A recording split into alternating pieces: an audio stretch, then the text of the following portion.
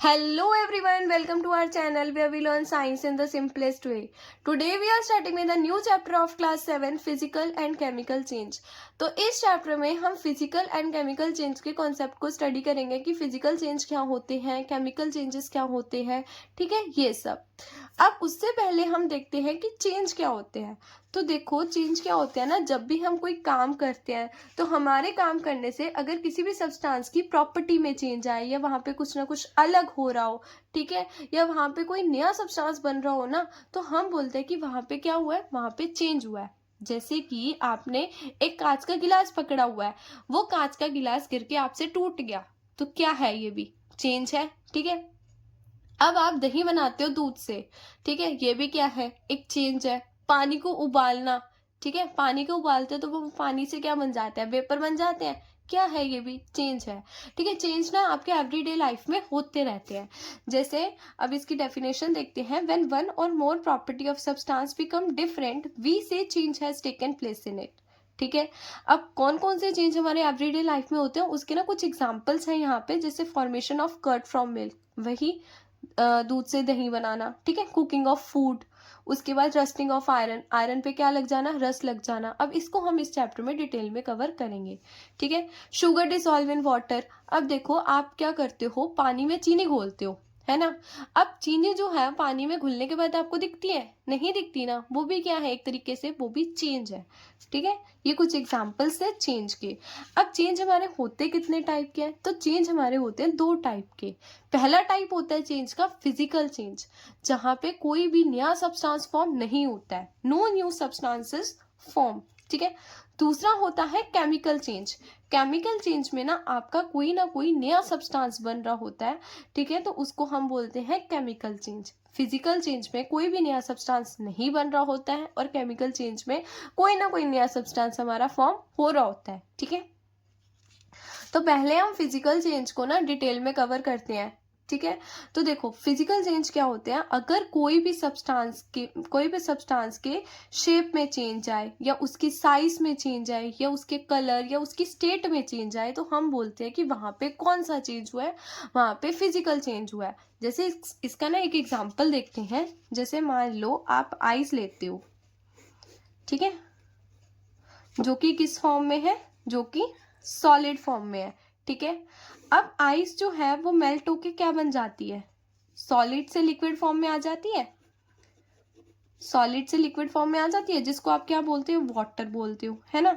अब आइस भी एक तरीके से देखा जाए है तो वाटर ही, है ना, और आइस जो है वो मेल्ट होके जो लिक्विड फॉर्म में बन रही है वो भी वाटर है। तो देखा जाए वाटर से वाटर ही बन रहा है, कोई और नया सब्सटेंस तो यहाँ पे बन नहीं रहा है ना, कोई भी नया सब्सटेंस यहाँ पे फॉर्म नहीं हो रहा है। वाटर से क्या बन रहा है, वाटर से सिर्फ वाटर ही बन रहा है ना। अब जैसे देखो दूसरा एग्जाम्पल देखते हैं। जैसे आपके पास एक पेपर है, ठीक है, आपके पास क्या है, आपके पास एक पेपर है और आपने उस पेपर से क्या बना दिया, आपने उस पेपर से प्लेन बना दिया, ठीक है। तो यहाँ पे क्या हुआ है, पेपर की शेप में ही तो चेंज आया है ना। पेपर से प्लेन बना तो पेपर की शेप में ही चेंज आया, कोई नया सब्सटेंस तो नहीं बना, ठीक है तो वो पेपर ही, ये जो प्लेन है ये भी है तो पेपर ही, कोई नया सब्सटेंस नहीं है। तो इसीलिए हम इसको भी क्या बोलेंगे कि ये भी कौन सा चेंज है, फिजिकल चेंज है। थर्ड एग्जाम्पल देखो, जैसे हम वाटर को बॉईल करते हैं, है ना, बॉइलिंग ऑफ वाटर। जैसे हम वाटर को बॉईल करते हैं तो वाटर के क्या निकलना स्टार्ट हो जाते हैं, वेपर निकलना स्टार्ट हो जाते हैं। तो हम बोलते हैं कि ये भी कौन सा चेंज है, फिजिकल चेंज है। क्यों फिजिकल चेंज है, क्योंकि यहाँ पे भी उसकी किस में चेंज आ रहा है, उसके स्टेट में चेंज आ रहा है। अब यहाँ पे ये जो आइस से वाटर बन रहा था, यहाँ पे भी कौन सा चेंज हो रहा था, उसकी स्टेट में चेंज आ रहा था। स्टेट में चेंज आने का मतलब है, स्टेट में चेंज आने का मतलब है सॉलिड, लिक्विड या गैस, ठीक है। सॉलिड से लिक्विड बन जाना, लिक्विड से गैस बन जाना, गैस से लिक्विड, लिक्विड से सॉलिड, ये सब बन जाना। तो ऐसे जो चेंजेस होते हैं उसको हम बोलते हैं कि किसी किसी के भी सब्सटेंस के स्टेट में चेंज आ रहा है, ठीक है।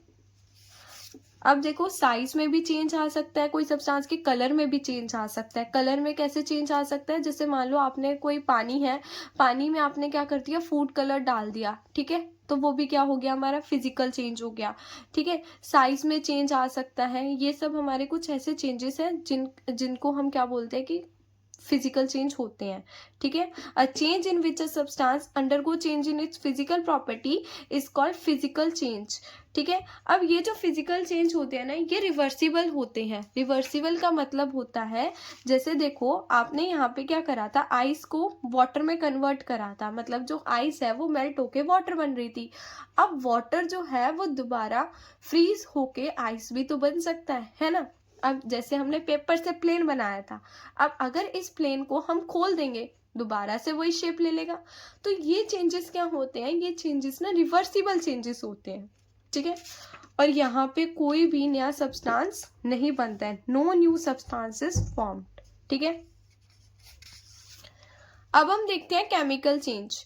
केमिकल चेंजेस क्या होते हैं, केमिकल चेंजेस वो होते हैं जहाँ पे कोई भी नया सब्सटेंस बन रहा होता है, जहाँ पे कोई भी क्या बन रहा होता है, नया सब्सटेंस बन रहा होता है, उसको हम क्या बोलते हैं, केमिकल चेंज बोलते हैं, ठीक है। केमिकल चेंज को हम केमिकल रिएक्शन भी बोलते हैं। अब देखो जहाँ पे भी केमिकल चेंज होगा ना, तो वहाँ पे आप ये बोल सकते हो कि यहाँ पे केमिकल रिएक्शन हुई है, ठीक है। केमिकल चेंज को ही हम केमिकल रिएक्शन बोलते हैं। जैसे मान लो बर्निंग ऑफ पेपर, आपके पास कोई पेपर है, ठीक है। आपके पास क्या है, आपके पास कोई पेपर है और आपने क्या करा, उस पेपर को बर्न कर दिया। आपके पास एक पेपर है और आपने उस पेपर को क्या कर दिया, जला दिया, ठीक है। आपने उस पेपर को जला दिया।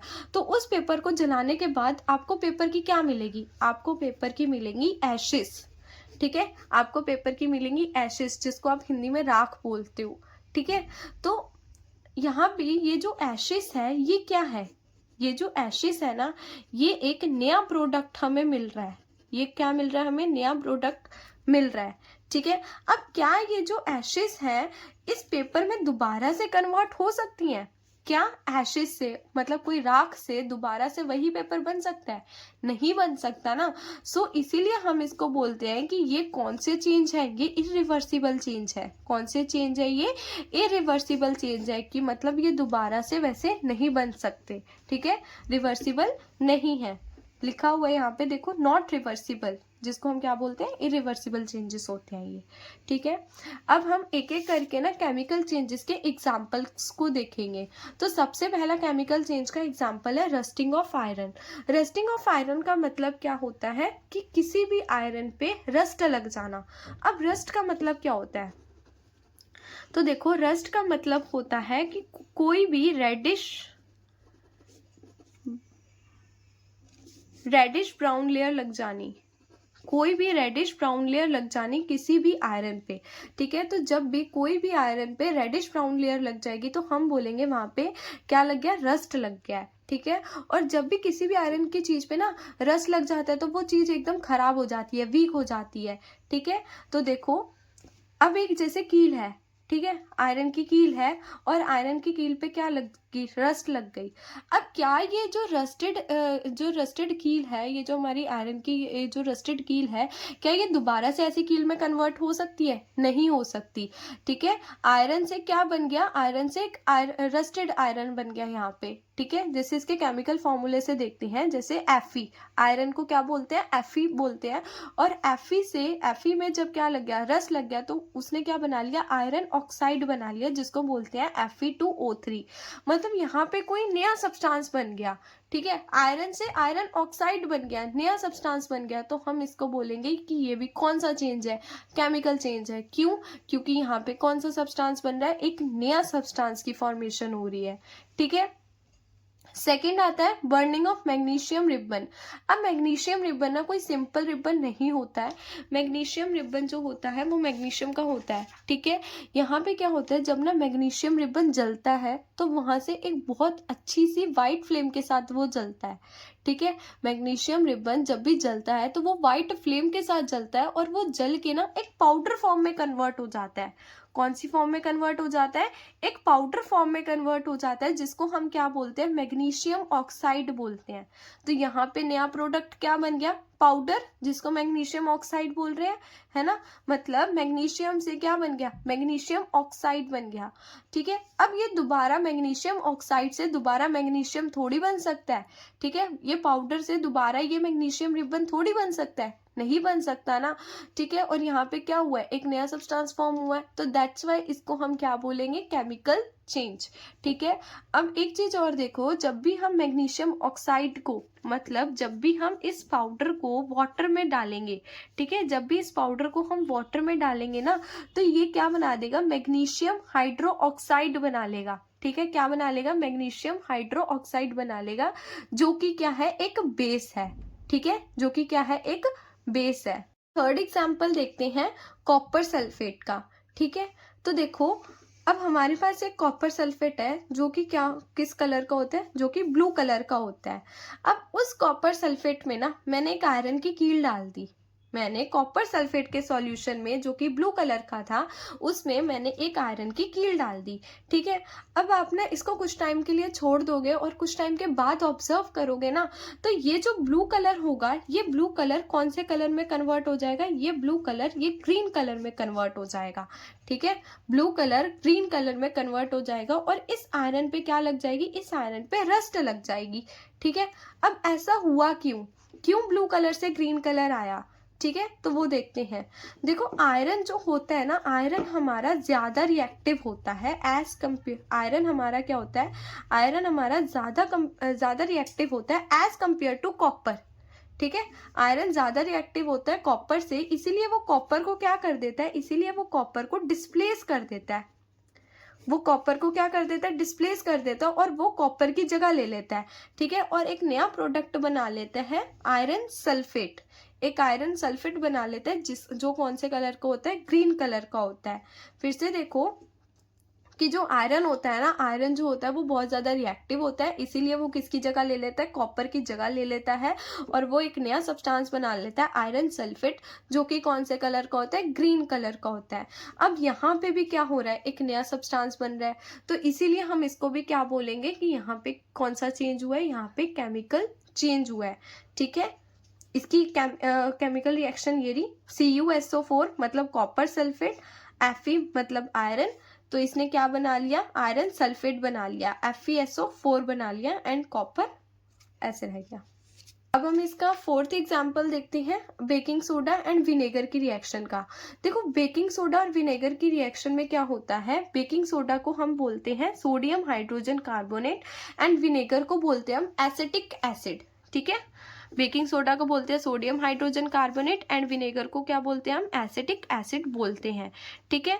तो बेकिंग सोडा एंड विनेगर की रिएक्शन में ना एक गैस निकलती है, एक क्या निकलती है, एक गैस निकलती है जिस गैस का नाम है कार्बन डाइऑक्साइड गैस, जिस गैस का क्या नाम है, कार्बन डाइऑक्साइड गैस यहाँ पे रिलीज होती है, ठीक है। तो देखो, जब भी सोडियम हाइड्रोजन कार्बोनेट जिसका मतलब बेकिंग सोडा और एसिटिक एसिड जिसका मतलब विनेगर आपस में रिएक्ट करेंगे, तो ये एक नया सब्सटेंस बना लेंगे, एक नया प्रोडक्ट बना लेंगे जिसका नाम है सोडियम एसीटेट, ठीक है। और ये कार्बन डाइऑक्साइड गैस को रिलीज करेंगे और वाटर को फॉर्म करेंगे, ठीक है। अब सोडियम एसीटेट से क्या दोबारा ये बन सकता है, नहीं बन सकता, और यहाँ पे ये भी क्या होगा, केमिकल चेंज होगा, ठीक है। अब देखो, केमिकल चेंज में ना सिर्फ और सिर्फ हमारा नया सब्सटेंस ही नहीं बनता, और भी बहुत सारे चेंजेस होते हैं केमिकल रिएक्शन में, केमिकल चेंजेस में, ठीक है। कौन कौन से, देखो, किसी भी केमिकल रिएक्शन में कोई ना कोई साउंड भी प्रोड्यूस हो सकती है, ठीक है। मतलब जब भी आप कोई भी केमिकल रिएक्शन कर रहे हो ना, तो वहां पे कोई ना कोई साउंड भी प्रोड्यूस हो सकती है, ठीक है। उसकी स्मेल में भी चेंज आ सकता है, मतलब यहाँ पे रिएक्टेंट की स्मेल कुछ और होगी तो प्रोडक्ट की स्मेल भी कुछ और हो सकती है, ठीक है। कलर भी चेंज हो सकता है, कलर चेंज का तो हमने एग्जांपल देखा था, जैसे कॉपर सल्फेट ब्लू कलर का था और आयरन सल्फेट कौन से कलर का आ गया, ग्रीन कलर का आ गया, ठीक है। तो कलर में भी चेंज आ सकता है। और क्या होता है, और कोई ना कोई गैस भी फॉर्म हो सकती है। अब गैस कैसे फॉर्म होती है उसका भी हमने एग्जांपल देखा, जैसे सोडियम हाइड्रोजन कार्बोनेट और एसिटिक एसिड को हमने आपस में रिएक्ट करवाया, तो उसने क्या बना लिया, सोडियम एसीटेट बना लिया और वहां से कार्बन डाइऑक्साइड गैस क्या हुई, रिलीज हुई, ठीक है। तो कोई ना कोई गैस भी यहाँ पे क्या हो सकती है, रिलीज हो सकती है, ठीक है। तो ये सारा हमारा था केमिकल रिएक्शन, ठीक है। अब उसके बाद देखते हैं हम rusting of iron. Rusting of iron का मतलब क्या है, जब भी आयरन पे रस्ट लग जाता है तो उस प्रोसेस को हम बोलते हैं रस्टिंग ऑफ आयरन। अब ये आयरन पे रस्ट लगता क्यों है, ठीक है, आयरन पे रस्ट लगता क्यों है, तो देखो, जब भी ना, अब जैसे एक एग्जांपल देखते हैं, आपने कोई नया लोहे का गेट देखा होगा, है ना। नया लोहे का गेट होता है, वो क्या होता है, कुछ टाइम बाद आप उसको ऑब्जर्व करते हो तो उस पर कोई रेडिश ब्राउन कलर की लेयर लगनी स्टार्ट हो जाती है ना। रेडिश ब्राउन कलर की लेयर लगना स्टार्ट हो जाती है। ऐसा क्यों हुआ? क्योंकि वो जो गेट था वो किसके कांटेक्ट में आ रहा है? वो एयर के कांटेक्ट में आ रहा है, ठीक है।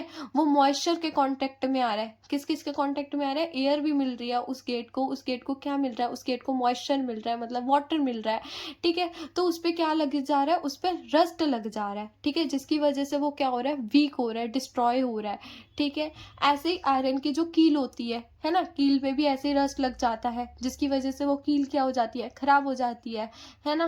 तो ये इसीलिए हमारा रस्टिंग होता है, ठीक है। तो rusting is defined as the chemical reaction in which there is the formation of red and orange coat on the surface of metal. किसी भी मेटल के सरफेस पे कोई भी रेड या ऑरेंज कलर की कोट या रेडिश ब्राउन कलर की कोट लग जाती है, ठीक है, उसी को हम क्या बोलते हैं? रस्टिंग ऑफ आयरन बोलते हैं, ठीक है। इसकी केमिकल रिएक्शन देखते हैं। Fe मतलब आयरन, वाटर, ठीक है, मैंने बताया ना आपको, मॉइस्चर में क्या आता है? वाटर, ठीक है। और ऑक्सीजन यहाँ पे किससे मिल रही है? एयर से मिल रही है, ठीक है। जब भी आयरन इन दोनों के कांटेक्ट में आएगा तो वो एक नया सब्सटेंस बना लेगा, एक रस्टेड सब्सटेंस बना लेगा, जिसको बोलेंगे आयरन ऑक्साइड। जिसको क्या बोलेंगे? Iron oxide. और ये आयरन ऑक्साइड जो होगा, मतलब ये जो रस्टेड सब्सटेंस होगा ना, ये काफी ज्यादा वीक हो जाता है, ये काम का बिल्कुल भी नहीं रहता है, ठीक है। It make the product weak, ठीक है। तो अब देखो, अब हम इस रस्टिंग को कैसे प्रिवेंट कर सकते हैं? मतलब अब ये रस्टिंग जो है वो हमारी प्रोडक्ट्स को क्या कर रही है? खराब कर रही है। अब इस रस्टिंग को हम प्रिवेंट कैसे कर सकते हैं? रोक कैसे सकते? इसके दो प्रोसेस होते हैं। जैसे कि पहला, आप क्या कर सकते हो, कोई भी आपके पास आयरन है, ठीक है, आपके पास कोई भी आयरन है, तो उसके ऊपर आप क्या कर सकते हो? उसके ऊपर आप पेंट कर सकते हो, उसको आप पेंट की कोटिंग दे सकते हो, उसके ऊपर आप ग्रीस लगा सकते हो। तो इससे क्या होगा? इससे वो रस्टिंग रुक जाएगी, ठीक है, मतलब ये रस्टिंग को प्रिवेंट करेगा। सेकंड मोस्ट इंपॉर्टेंट है गैल्वेनाइजेशन। गैल्वेनाइजेशन की आपसे एग्जाम में डेफिनेशन भी पूछते हैं कि गैल्वेनाइजेशन होता क्या है। तो गैल्वेनाइजेशन क्या होता है ना, तो देखो, आपके पास क्या है? आयरन का कोई भी सब्सटेंस है, ठीक है। तो आप उस आयरन के सब्सटेंस पे किसकी कोटिंग करोगे? आप उस आयरन के सब्सटेंस पे जिंक की कोटिंग कर दोगे, ठीक है। आप उस आयरन के सब्सटेंस पे जिंक की कोटिंग कर दोगे, जिंक की लेयर चढ़ा दोगे, तो उससे क्या होगा? रस्टिंग हमारे उस प्रोडक्ट पे नहीं होएगी। समझ में आया? ठीक है। तो गैल्वेनाइजेशन क्या है? Process of deposition a layer of zinc on the iron is called galvanisation, ठीक है, मतलब जिंक की लेयर चढ़ा देना। तो ऐसे हम रस्टिंग को रोक सकते हैं। अब हम चलते हैं इस चैप्टर के लास्ट टॉपिक पे, जो कि क्या है? क्रिस्टलाइजेशन। क्रिस्टलाइजेशन अब क्या है? क्रिस्टलाइजेशन का मतलब है क्रिस्टल्स को बनाना, क्रिस्टल्स को बनाना, ठीक है। तो जैसे क्रिस्टल्स क्या होते हैं? क्रिस्टल्स देखो, सबसे पहले क्या होते हैं? जैसे आपने चीनी देखे हो, चीनी क्या होता है? चीनी के क्रिस्टल आपको कुछ ऐसे ऐसे दिखते हैं, है ना। एक एक दाना अगर आप देखोगे तो आपको चीनी के क्रिस्टल कुछ ऐसे ऐसे दिखते हैं, ठीक है। जैसे नमक हो गया, नमक के भी अगर आप एक एक दाने अच्छे से ऑब्जर्व करोगे तो वो भी कुछ ऐसे फॉर्म में दिखते हैं। तो ये हमारे होते हैं क्रिस्टल्स। अब ये क्रिस्टल्स हमारे बनते कैसे हैं? ये क्रिस्टलाइजेशन का प्रोसेस होता कैसे है, वो चीज हम समझते हैं, ठीक है। जैसे इसका एग्जाम्पल देखो, copper sulphate is mixed in water. Copper sulphate पता है क्या था? कॉपर सल्फेट जो हमने केमिकल रिएक्शन में भी पढ़ा था, जो कि क्या था? ब्लू कलर का था, जिसमें हमने आयरन की नील डाली थी, है ना।